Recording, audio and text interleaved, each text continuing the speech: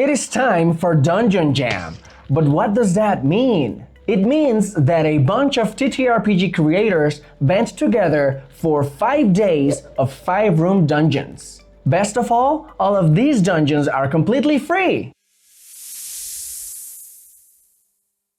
Hello everyone, my name is Arthur. And I'm Skippy. That's right, that's Skippy the Kobold, Elven Tower's mascot. I learned about Dungeon Jam thanks to the Mystic channel. Go check them out, their content is more than worth it. I was immediately interested in participating in Dungeon Jam 2026 because drawing maps and writing adventures is what I already do for a living. And this is thanks to our amazing supporters on Patreon. So it is always a great feeling to be able to give something back to this beautiful community of tabletop RPGs. Yes, I like gifts and shinies. Me too, Skippy. Me too. In the description of this video, you'll find links to watch Dungeon Jam 2026 playlist, to download the PDF of the adventure featured in this video, and to our freemium content on Patreon filled with gifts and free stuff. 5-room dungeons are great and very effective to run a session. This structure allows the GM to develop a story curve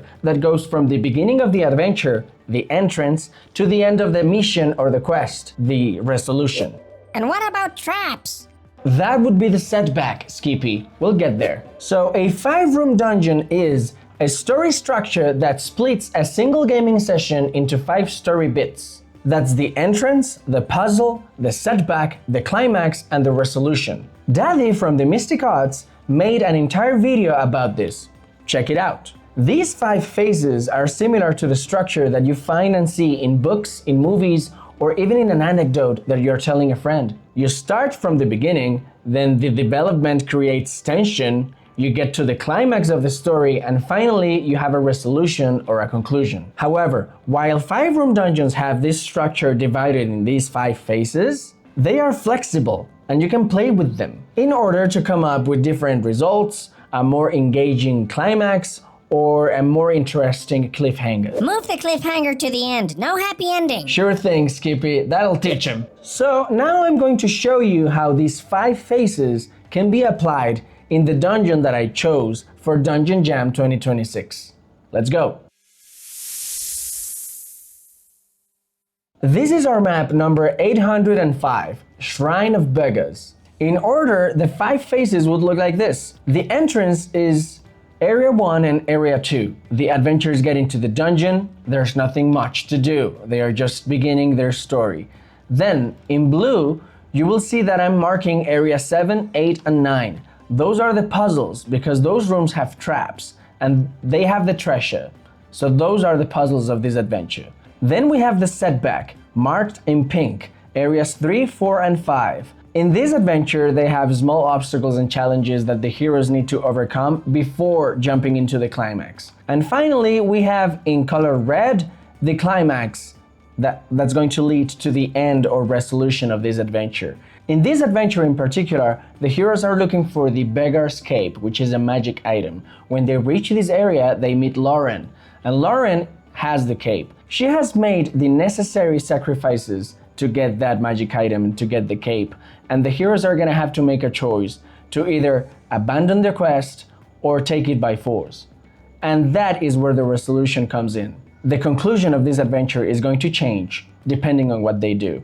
And that is the magic of this, because their choice will have possible consequences, loose ends, and future adventure hooks. So the resolution is not exactly an area or chamber in the dungeon, at least in this example. As you can see, this dungeon in particular has a shape that allows the heroes to jump directly into the climax and resolution phases, leaving the puzzle and the setback phases for later or even as an afterthought. That's completely fine because a 5-room dungeon that is too linear becomes a little railroadish, and players may feel that you're kind of grabbing their hand. Another thing to consider is that 5-room dungeons do not require the dungeon to have 5 rooms only. You can have 7, 8, or 12 areas. What you need to keep in mind is the 5 phases that ideally will be present all throughout the dungeon, regardless of their order. For instance, Shrine of Beggars, the example on the screen, has 10 areas. Additionally, if you have a dungeon with 2 or multiple entry points, these 5 phases may change or overlap. And that's okay. Have fun trying different styles. I like this. I would avoid all combats and puzzles and seek the treasure first. I'm so sneaky, they'll never see me coming. You got it, Skippy. By the way, Shrine of Beggars is an adventure that we wrote in 2 systems. It is written for Dungeons & Dragons 5e and Shadow Dark RPG. Both versions are included in the free post linked below. So, there you have it. This was one of Elven Tower's adventures explained and dissected a la 5-room dungeon style. Gentle reminder, this free dungeon is part of Dungeon Jam 2026. You can watch the full playlist linked in the description. It's like Pokemon. You gotta watch them all. Yes, they have to watch them all. You have to watch them all. Thank you very much for watching, and a special thanks to Daddy and the Mystic Arts team for organizing Dungeon Jam. I really feel like part of the cool gang participating in events like this, along with other amazing TTRPG creators and Dungeon tubers. And of course, a big thank you to all our supporters on Patreon that make this possible. My name is Arthur. And I'm Skippy the Kobold. I'll see you in the next one.